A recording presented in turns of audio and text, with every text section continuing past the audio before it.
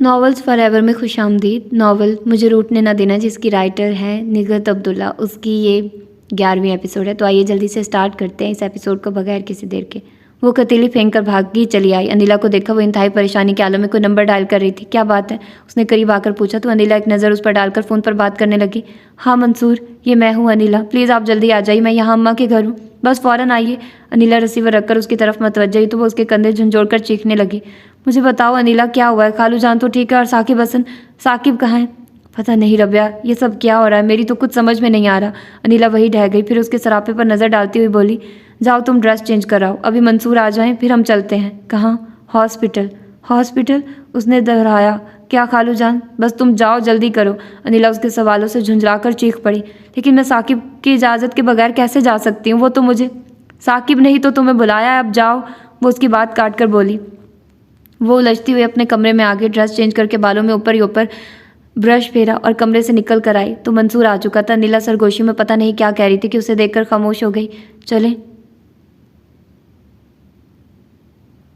मंसूर हाथ के इशारे से उसे सलाम करता हुआ उठ खड़ा हुआ तो नीला ने जल्दी जल्दी कमरों के दरवाजे बंद किए, फिर उसका हाथ पकड़कर मंसूर के पीछे चली आई।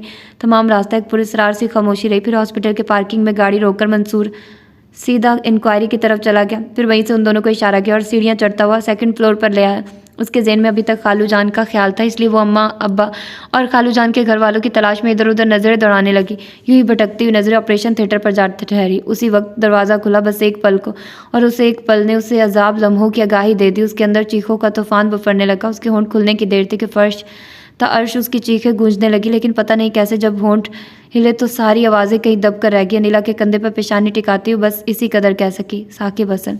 अम्मा, मुझे रबिया के हालात ठीक नहीं लगते। सोफिया उस वक्त से अम्मा के साथ बस यही जुमला कहकर खामोश हो जाती थी। असल में उसकी समझ में नहीं आ रहा था कि अम्मा को किस तरह उसके बारे में बताए, क्योंकि उस रोज़ जब उसने अम्मा को ये बताया था कि वो रबिया को डॉक्टर हुसैन के पास ले गई थी और इसके बाद भी जो वाक़यात पेश आए वो सब भी बताया, तो अम्मा ने सारा इल्ज़ाम उसके सर रख दिया था और यहाँ तक कह दिया था कि उसे रबिया के साथ किसी किस्म का कोई रब्ता रखने की ज़रूरत नहीं है।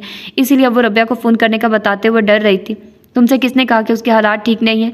अम्मा बार बार एक ही जुमले की तकरार से तंग आकर नागवारी से पूछने लगी। बस अम्मा, अब मैं आपको क्या बताऊँ, आप खुद उसके घर का चक्कर लगा आइए। अच्छी बात है, किसी दिन हो आऊँगी। अम्मा ने आइंदा पर टाला। किसी दिन नहीं अम्मा, आज ही, बल्कि अभी चलिए। सोफिया ने इसरार किया। क्यों? अम्मा को उसके मिन्नत भरे अंदाज पर शुबा हुआ तो कहने लगी, सच सच बताओ, आखिर बात क्या है तो तुम फिर तो नहीं उसके घर गई थी? कैसी बातें करती हैं अम्मा, अव्वल तो मैं उसके घर गई नहीं, और अगर चली भी जाऊँ तो वो मेरी बहन है, उससे ताल्लुक़ तोड़ तो नहीं सकती। वो भी सोफिया थी, किसी भी बात को एक हद तक ही बर्दाश्त करती थी और अम्मा उसकी इस आदत को ना सिर्फ अच्छी तरह जानती थी बल्कि खाइफ भी थी। इसलिए नरम पढ़कर समझाते हुए कहने लगी, बेटा ये सही है कि वो तुम्हारी बहन है, तुम उससे ताल्लुक़ नहीं तोड़ सकती, लेकिन उसकी बेहतरी इसी में है कि फ़िलहाल तुम उससे कोई ताल्लुक़ ना रखो। कदर तवक्कुफ़ के बाद कहने लगी, साकिब हसन को तुम जानती हो कितना शक्की मिजाज, और अगर शक्की मिजाज ना भी हो तो तब भी कोई शख्स ऐसी बातें बर्दाश्त नहीं कर सकता जो तुमने बताई हैं। अरे बेटा, मर्द तो बीवी का उसके मैके से ज़्यादा ताल्लुक़ पसंद नहीं करता, कहाँ उस घर से। मैं ये सारी बातें समझती हूँ अम्मा, फिर आप सहूलत से मेरी बात सुनिए तो। हाँ कहो। अम्मा पूरी तरह मुतवज्जे हो गई तो वह कहने लगी, असल में सुबह रबिया का फ़ोन आया था, उस वक्त मैं डॉक्टर के पास गई हुई थी। फिर उसने शहरोज़ की बजाय अम्मी का नाम लेकर बताया। उसका फ़ोन अम्मी ने रिसीव किया था और उन्होंने ही बताया कि वो बहुत परेशान लग रही थी। फिर आप ही बताइए, मैं चैन कैसे बैठ सकती थी। मैंने फ़ौरन उसे फ़ोन किया, लेकिन साकिब हसन की आवाज़ सुनकर बंद कर दिया। 3 बार 4 बार तो ऐसा हुआ। फिर जब रबिया ने रिसीव किया तो मैंने फ़ौरन उससे पूछा कि सब खैरियत, और मेरा ख्याल है कि साकिब हसन उसके सर पर खड़ा था, जो मेरी बात के जवाब में उसी ने दिया। क्या कहा उसने? अम्मा बेताबी से पूछने लगी। कह रहा था अब तक तो सब खैरियत थी, लेकिन अब नहीं रहेगी। उसने कहा तो अम्मा कैसी देर तक उसे कितनी देर तक देखती रही, फिर मायूसी से बोली, फिर अब मैं क्या कर सकती हूँ? आप किसी बहाने उसके घर चली जाइए। अम्मा शायद मना करना चाहती थी कि वो फ़ौरन बोल पड़ी, उसे यूँ बेआसरा मत छोड़िए अम्मा, अगर यहाँ से कोई उसकी खबर गिरी नहीं करेगा तो साकिब हसन और शेर हो जाएगा, जो दिल चाहे करता फिरेगा। अम्मा को सोचते देखकर कहने लगी, लड़कियों के पास एक मैके का मान ही तो होता है। रबिया से ये मान मत छीनिए, आपके जाने से उसे बड़ा सहारा होगा, वरना वो भी यही समझेगी कि आपने एक बोझ तरह उसे उतार फेंका। तुम्हारी बात ठीक है बेटा, लेकिन उनको छोड़िए अम्मा, बस आप जाइए। पता नहीं क्यों मुझे उसकी तरफ से धड़का लगा हुआ है।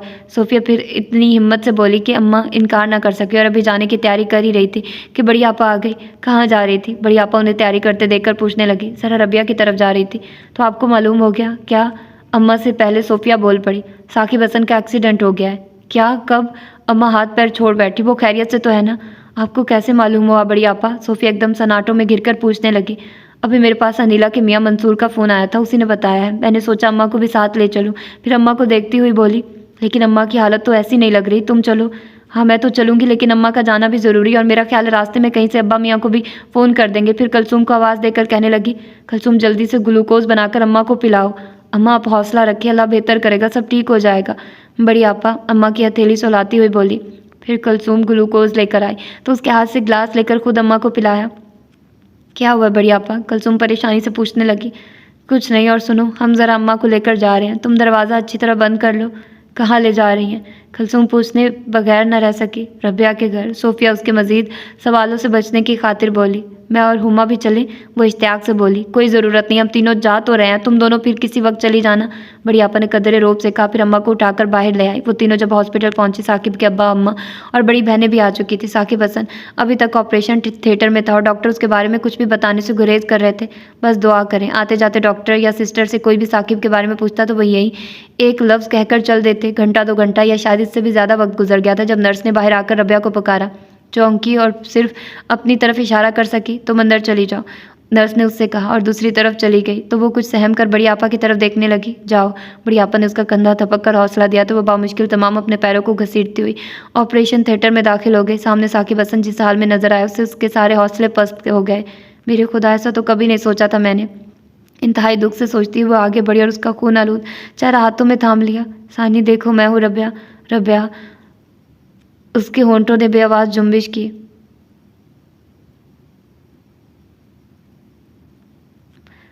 फिर वो ज़रा सी आंखें खोलकर उसे देखने लगा। तवातुर से बहते आंसू और चेहरे पर बिछड़ जाने का खौफ। वो हैरान हुआ। क्या तुम अब भी मुझसे मोहब्बत करती हो? और अगर एक ज़रा सी हाँ उसके अंदर ज़िंदगी की लहर दौड़ा सकती थी तो वो ज़रूर एतराफ़ कर लेगी। हाँ, मेरी ज़्यादतियों के बावजूद। तुमने कोई ज़्यादती नहीं की, मैंने कभी तुम्हारी किसी बात का बुरा नहीं माना। वो उसकी आंखों के ज़रों से बहते आंसू उंगलियों पर समेट कर बोली तो उसके चेहरे पर कर्ब सिमट आया।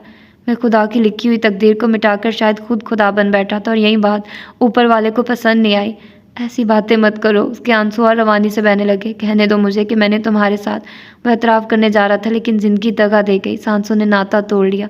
वो मुंतज़िर उसके होंठों को देखे जा रही थी कि डॉक्टर ने बहुत आहिस्ती से उसके हाथ हटाकर उसका चेहरा ढांप दिया। वही चेहरा जिसे पहली बार देखकर वो गर्दोपेश से बेगाना हो गई थी। एक पल में उसके सारे रूप निगाहों में आ समाये। इसके बाद सारे मंजर धुंधला गए। वही सिसकियाँ, वही बेन की आवाज़ जो सुबह उसे धीरे धीरे सुनाई दे रही थी और उसने अपने आंखें बंद कर ली थी। अब वही आवाज़ें उसके चारों तरफ गूंज रही थी और वो ना कान बंद सकती थी ना आंखें।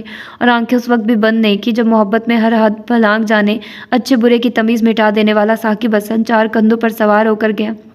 उस वक्त भी आंखें खुली रही जब सास ने चूड़ियाँ उसकी कलाइयों में यूं तोड़ी कि बाजू लहू लुहान हो गए। फिर कान भी खुले रहे। ना सिर्फ बीन की आवाज़ें बल्कि कोसने भी। मनहूस अभागन जब से आई है मेरे घर पर नहुसत का साया पड़ा है।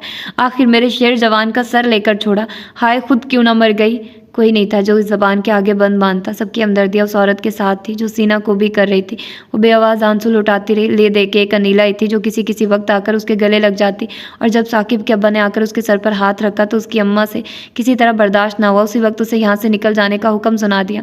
वो तड़प तड़प कर मचल मचल कर रोई, हाथ जोड़कर इल्तजा की। जाना तो है ही, लेकिन अभी नहीं, अभी इसी वक्त। मैं मज़ीद एक लम्हा तुम्हें बर्दाश्त नहीं कर सकती। फिर अनिला और अब्बा उसकी हमायत में बोले भी, लेकिन उन्होंने एक नहीं सुनी। अम्मा, बड़ी आपा और सोफिया वहीं मौजूद थी। पहले तो वो उसे सास की मिन्नत समाजत करते खामोशी से देखती रही।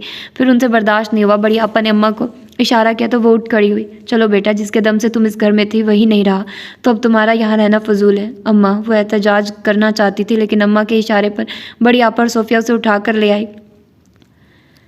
ज़िंदगी का ये इम्तिहान बिल्कुल अचानक और गैर मुतवक्के था, वरना अब से पहले तो हर इम्तिहान के लिए बहुत पहले से जैसे पर्चा सवालात उसके हाथों में थमा दिया जाता था और वो अगर इस इम्तिहान में पूरी नहीं भी उतर सकती थी तो भी अपने तौर पर पहले से अपने आप को आने वाले इम्तिहान के लिए तैयार ज़रूर कर लेती थी। लेकिन ये इम्तिहान जिसके बारे में उसने कभी तसव्वुर भी नहीं किया था, उसे बिल्कुल तोड़ कर रख दिया था। दिनों वो संभल नहीं पाई थी। उस पर सास के सलूक ने ज़हनी हालत भी मफलूज कर दी थी। साकिब हसन ख्वाह कैसा भी सही, बहरहाल उसका शौहर था और फिर मरने वाले की ज़्यादतियाँ तो वैसे भी भुला दी जाती। इंसान दांस्ता नज़रें चुरा लेता है। वो भी भूल गई, खुले दिल से उसे माफ़ कर दिया।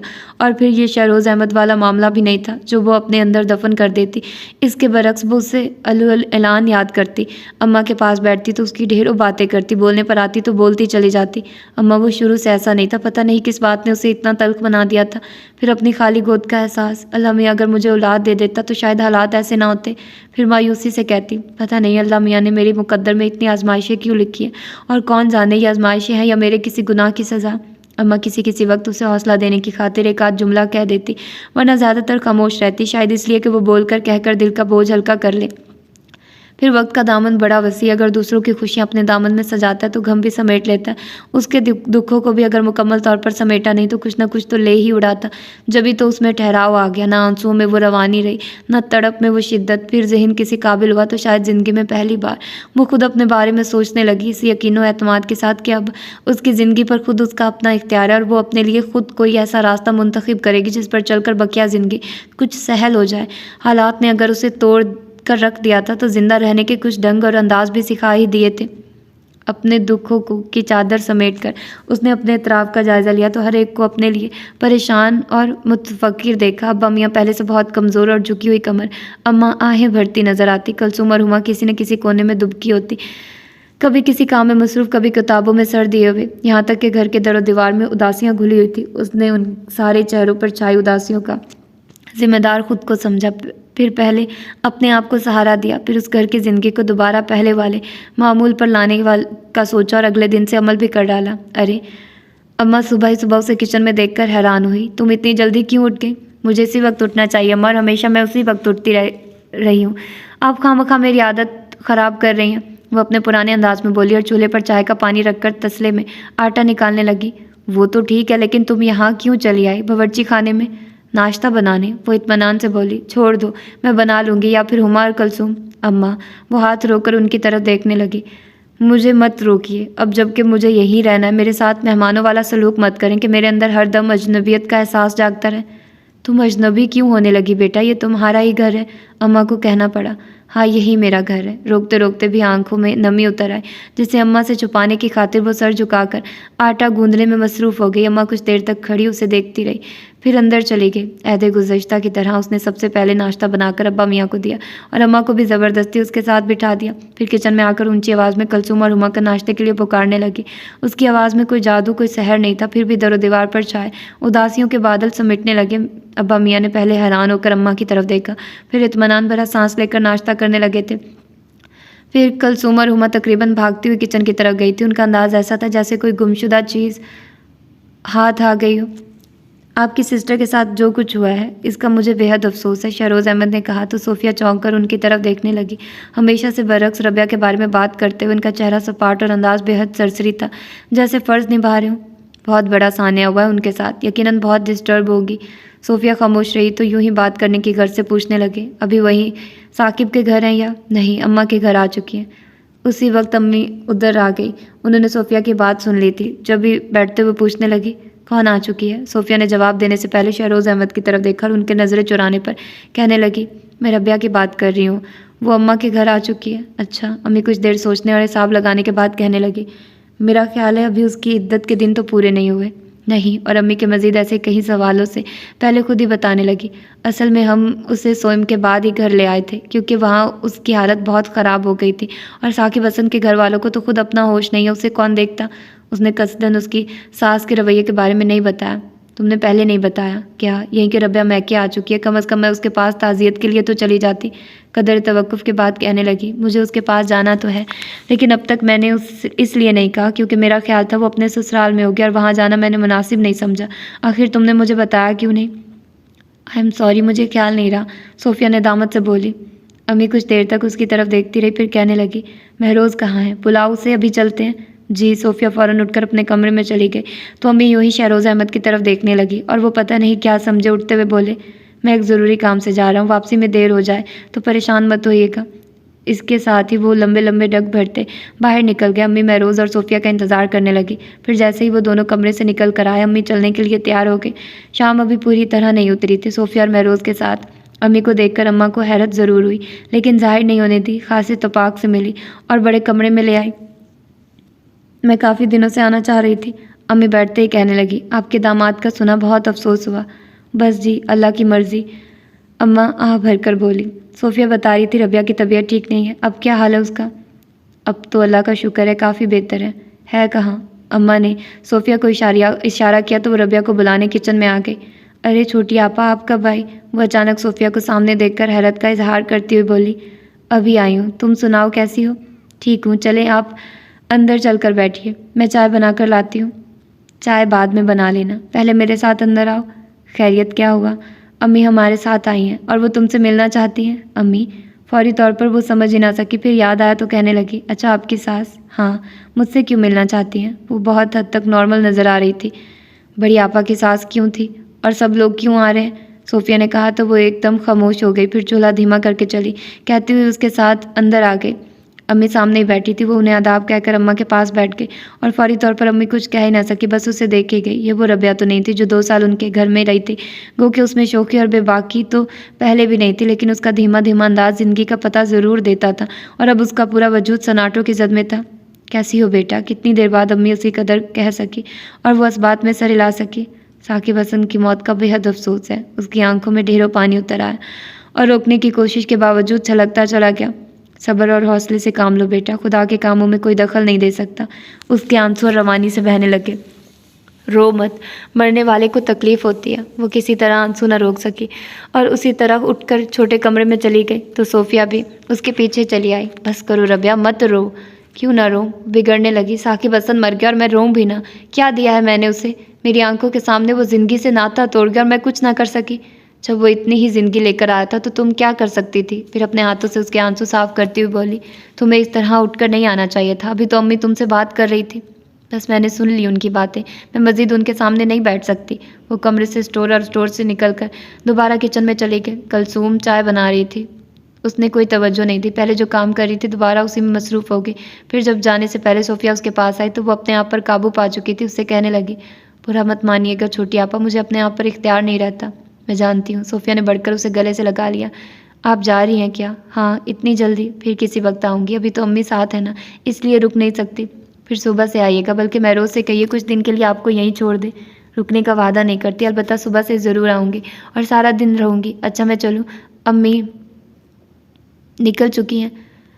सोफिया जल्दी से खुदा हाफिज़ कहकर चली गई तो वो हुमा को देखने लगी जो चाय के बर्तन लेकर आ रही थी। उसे देखते ही कहने लगी, आप हट जाइए, रोटी मैं पकाऊंगी। क्यों? अम्मा नाराज़ हो रही हैं, कह रही हैं हमने सारा काम आप पर डाल दिया है। कोई नहीं। उसने चूल्हा जलाकर तवा रखा, फिर कहने लगी, मैं खुद मसरूफ़ रहना चाहती हूँ और मुझे मसरूफ़ रहने दो, वरना फारिग बैठती हूँ तो किताबें ज़िंदगी का हर बाब खुलता चला जाता है, जिनमें सिवाय आहों और आंसुओं के कुछ नहीं होता। और मैं समझती हूँ ये सब मेरी अपनी गलतियों के सबब है, वरना ऐसा तो कहीं नहीं होता। हर रात की सहर ज़रूर होती है। फिर मैं मुसलसल अंधेरों में क्यों भटकती रही? शायद इसलिए कि मैं बुज़दिल थी। खुशियों ने दस्तक दी भी तो मैंने खुद दरवाजे बंद कर लिए। रोशनी की किरण बल्कि मीनारे नज़र आए और मैं आंखें बंद करती रही, लेकिन अब मैं ऐसा नहीं करूँगी। मैं कमज़ोर और बुज़दिल नहीं हूँ। हुमा खुशगवार हैरत से उसकी तरफ देखे गई जो कह रही थी, मुझे अगर ज़िंदा रहना है तो ज़िंदा रहने के ढंग भी सीखने होंगे।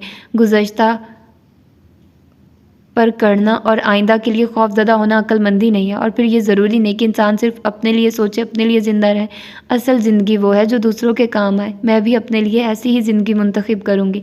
कदर तवक्कुफ़ के बाद कहने लगी, मैं ज़िंदा रहूँगी अम्मा के लिए जो हमारे लिए खुशहाल ज़िंदगी के आरज़ू में अपनी ख्वाहिशात का गला घूंटती आई हैं। अब्बा मियाँ के लिए जो हमारी फ़िक्रों में अपनी सेहत तबाह करके बैठे हैं। काश उनका कोई बेटा होता जो आज उनका सहारा बनता। वो एक अज़म से बोले गई। आप ही? हुमा ने उसके गिर्द अपने बाजुओं का हल्का बना लिया। आप जानती है अब्बा मियाँ राज़ी बारज़ा रहने वाले हैं। वो हालात से मायूस नहीं होते, वो सिर्फ आपकी तरफ से फ़िक्रमंद रहते हैं। आप खुश रहेंगी तो देखिएगा वो फिर से जी उठेंगे। हाँ, मैं अब उन्हें अपनी तरफ से फ़िक्रमंद नहीं होने दूंगी, उसने अज़म से कहा और मुस्कुराकर पहले हुमा का गाल थपथपाया, फिर अपनी कमर के गिर्द हमायल उसके बाजू हटाती हुई बोली, चलो हटो, अब मुझे रोटी पकाने दो। पहले अम्मा को समझाइए, फिर आकर पकाइएगा। वो खामखा मुझ पर खफा हो रही हैं। हुमा ने मुंह बनाकर कहा, वो यहाँ आएंगी तो मैं कह दूंगी उनसे, तुम जाओ। वो ज़बरदस्ती हुमा को बाहर धकेल कर रोटियाँ पकाने में लग गई। फिर अगले कई दिन तक वो सोचती रही कि उसे क्या करना चाहिए। कभी ख्याल आया बच्चों को घर में ट्यूशन पढ़ाना शुरू कर दे, कभी लड़कियों को सिलाई सिखाने का सोचती, लेकिन फिर ख्याल आता कि इस तरह वो हमेशा की तरह अब भी घर में महदूद हो जाएगी, जबकि वो दुनिया का सामना करना चाहती थी। यूँ वो ज़िंदगी से जॉब करने के बारे में सोचने लगी और जब फैसला कर लिया तो अम्मा से कहा, अम्मा मैं जॉब करना चाहती हूँ। क्या? अम्मा हैरान होकर उसे देखने लगी। इस तरह मत देखिए अम्मा, मैंने कोई अनहोनी बात नहीं की, आखिर और लड़कियाँ। बस करो, अम्मा ने टोक दिया, मुझे और लड़कियों की मिसालें मत दो। मैं जानती हूँ लड़कियाँ बहुत कुछ करती हैं, लेकिन तुम्हें क्या ज़रूरत है? मुझे है ज़रूरत, वो ज़ोर देकर बोली। आप मुझे दोबारा इस घर से रुखसत कर चुकी हैं। तकदीर की सितम ज़रीफ़ी कि मुझे फिर यहीं ला पटका, लेकिन मैं समझती हूँ कि अब मैं आपकी ज़िम्मेदारी नहीं हूँ। मैं अपना बोझ खुद उठाने दे मुझे। कैसी बातें करती हो? अम्मा ताज्जुब से बोली। बेटियाँ बोझ नहीं होती, और अगर तुम दोबारा यहाँ से वापस आ गई हो तो इसमें तुम्हारा क्या कसूर? ये तुम्हारा घर है। जब तक हम जिंदा हैं तुम्हारे लिए सोचेंगे, फिक्रें करेंगे। तुम्हें अपने बारे में फ़िक्रमंद होने की ज़रूरत नहीं है। नहीं अम्मा, आपके आगे 2 और लड़कियां भी हैं, उनके बारे में सोचिए। मेरे लिए आप फिक्र करना छोड़ दें, जितना कर लिया बहुत है। फिर भी तुम्हारी 2 वक्त की रोटी हम पर भारी नहीं है। बात सिर्फ 2 वक्त की रोटी की नहीं है, वो उलझकर बोली। और भी जो कुछ चाहोगी पूरा करने की कोशिश करेंगे, अम्मा नरमी से बोली। आप भी कमाल करती हैं, मेरा मतलब ये थोड़ी है। वो झुंझलाई। फिर बस आप मुझे इजाज़त दे दें, मैं कुछ करना चाहती हूँ। कुछ देर रुक कर कहने लगी, मैं अब नौउम्र लड़की नहीं हूँ। हालात ने मुझे बहुत कुछ सिखा दिया है। हमारी सादगी और शायद गरीबी ने ही लोगों को इतना हौसला पैदा कर दिया कि जिसने जो चाहा हमारे साथ सलूक किया। किसकी बात कर रही हो? अम्मा चौंक कर पूछने लगी। साकिब हसन के घर वालों की। उसकी अम्मा को शायद ये खौफ था कि कहीं मैं उनके घर पर काबिज ना हो जाऊँ। जब भी तीसरे दिन 3 कपड़ों में निकाल बाहर किया, और मैं भी कितनी पागल थी कि चली आई, जबकि घर की हर शय मेरे शौहर की थी। और मुझे याद आ रहा है अम्मा, एक दिन साकिब हसन ने कहा था वो घर मेरे नाम से खरीदता है, इसलिए तो इस तरह तो अम्मा मैं। बेटा, अम्मा ने टोक दिया, भूल जाओ सब। जब सर का साईं ही नहीं रहा तो फिर ये चीज़ें, इन सब का क्या करोगी? मुझे वाकई इन चीज़ों की ना ज़रूरत और ना ख्वाहिश, लेकिन जो सलूक उन्होंने मेरे साथ किया, इसकी सज़ा तो उन्हें मिलनी चाहिए। तुम इस तरह मत सोचो, जो जैसा करेगा वैसा भरेगा। आप ठीक कह रही हैं, फिर भी मैं उन पर ये ज़रूर वाज़े करना चाहूँगी कि जितना कमज़ोर उन्होंने मुझे समझा था, इतनी मैं हूँ नहीं। वो कतियत से बोली। क्या करोगी तुम? ये बाद की बात है, पहले आप मुझे जॉब की इजाज़त दें। आप मान जाइए, अब्बा मियाँ को मनाना कोई मसला नहीं है। उसने अम्मा के गले में बाजू डालकर अपना गाल उनके गाल से मिला दिया। मना मत करें अम्मा, ये मेरी ख्वाहिश है। अच्छी बात है, लेकिन पहले अपने अब्बा मियाँ से पूछ लो। अम्मा उसकी खुशी की खातिर मान गई। उसे भी अब उसकी बात रद्द करने का हौसला नहीं था। किसी भी तरह से ही वो खुश है, और उसमें भी यही चाहती थी कि जब भी उन्होंने भी इजाज़त दे दी। वो इतना जानती थी कि जॉब आसानी से नहीं मिलेगी, लेकिन इतनी दुश्वारियों का अंदाज़ा नहीं था। एक मामूली सी तालीम, सिर्फ इंटर थी, दूसरे कोई तजुर्बा भी नहीं था। जहाँ जाती तजुर्बे के बारे में पूछा जाता, फिर टाइपिंग, शॉर्ट हैंड, कंप्यूटर वगैरह के बारे में, और उसे कुछ भी नहीं आता था। फिर एक जगह उसे टेलीफोन ऑपरेटर की जॉब मिल गई, और इस तरफ से इत्मीनान होते उसने एक इंस्टीट्यूट में दाखिला लेकर शाम की क्लासेस में टाइपिंग और शॉर्ट हैंड सीखना शुरू कर दिया। ऑफिस से 5 बजे छुट्टी होती तो वहाँ से सीधी इंस्टीट्यूट चली जाती, और फिर घर आते आते 7 बज जाते थे। यूँ वो बहुत मसरूफ़ हो गई, और उसके लिए मसरूफियत बहुत ज़रूरी थी। जब भी तो वो अब गुज़श्ता पर करने की बजाय आइंदा के बारे में सोचने लगी थी, और आइंदा के लिए सोचते हुए उसके पेश नज़र अपनी ज़ात नहीं, बल्कि वो कलसूम और हुमा के बारे में सोचती। उस रोज़ वो जब हस्बे मामूल 7 बजे घर लौटी तो सोफ़िया और महरोज़ आए हुए थे। वो बहुत थकी हुई थी, इसलिए दूर ही से दोनों को सलाम करके मुँह हाथ धोने के लिए चली गई। फिर इत्मीनान से उनके पास बैठी तो फ़ौरन शिकवा करने लगी। वाह छोटी आपा, आपने सुबह से आने को कहा था और मैं इंतज़ार ही करती रही।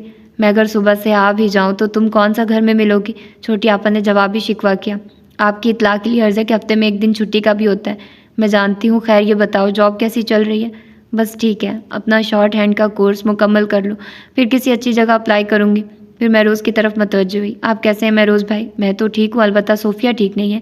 वो कदर शरारत से बोला। हर हफ्ते डॉक्टर के पास दौड़ना पड़ता है। क्या हुआ छोटी आपा? वो परेशानी से पूछने लगी। कुछ नहीं महरोज़, तो बस यूँ ही। सोफ़िया महरोज़ को घूरने लगी, लेकिन उसके होंठों पर जो मुस्कुराहट दबी थी उसने उसे बहुत कुछ समझा दिया। उस वक्त तो कुछ नहीं बोली। जब महरोज़ अब्बा मियाँ के पास चला गया तब कहने लगी, मुबारक हो छोटी आपा, लेकिन बेटा होना चाहिए। क्यों? बस मुझे बेटियाँ अच्छी नहीं लगती। पागल हो तुम, बेटा हो या बेटी अल्लाह की देन है। हाँ है तो अल्लाह की देन, फिर भी बेटी ना ही हो तो अच्छा है। फिर खुद ही कहने लगी, अगर अल्लाह मियाँ बेटी दे तो उसका नसीब आप जैसा हो या बड़ी आपा जैसा। अच्छा, अब ये दादियों जैसी बातें छोड़ो, ये बताओ कभी साकिब हसन के घर से भी कोई आया या नहीं? सोफ़िया ने पूछा तो वो जो खासे खुशगवार मूड में बातें कर रही थी एकदम खामोश हो गई।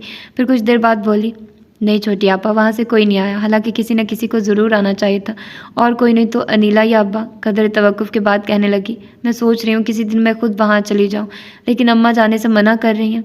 तुम क्यों जाना चाहती हो? सोफिया बगौर उसकी तरफ देखते हुए पूछने लगी।